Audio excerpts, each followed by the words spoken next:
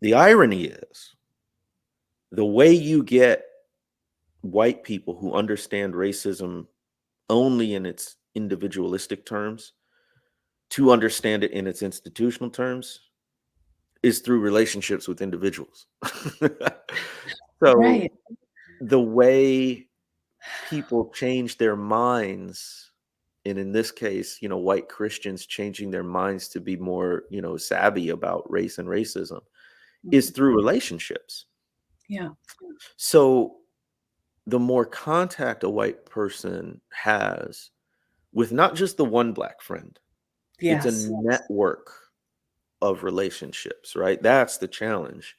Mhm. Um, is it's not just one person that you know. They can be very influential, but it really takes a constellation of people who are different from you with different perspectives to start to shift your thinking. And what happens there is the more meaningful relationships that white people have with more black people and other people of color, the more they tend to see the institutional and systemic aspects of racism and then can really be an ally and part of the solution. Yeah. Um, so we're stuck together.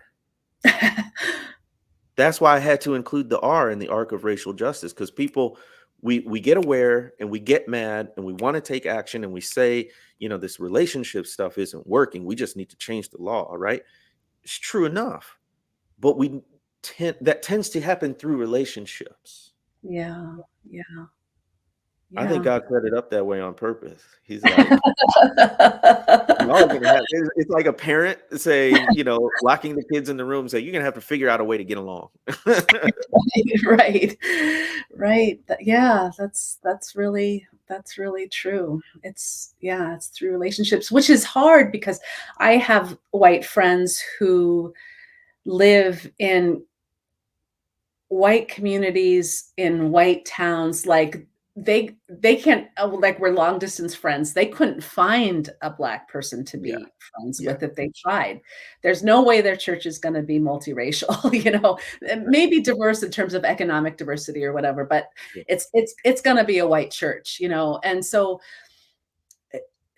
I think it's hard because, something that you said, the church is downstream from the rest of the culture, meaning our culture is so segregated. We live in segregated neighborhoods, which means segregated schools, which means, you know, every we live such a segregated existence. It could be hard to not only have one black friend, but a network of black Yeah, friends.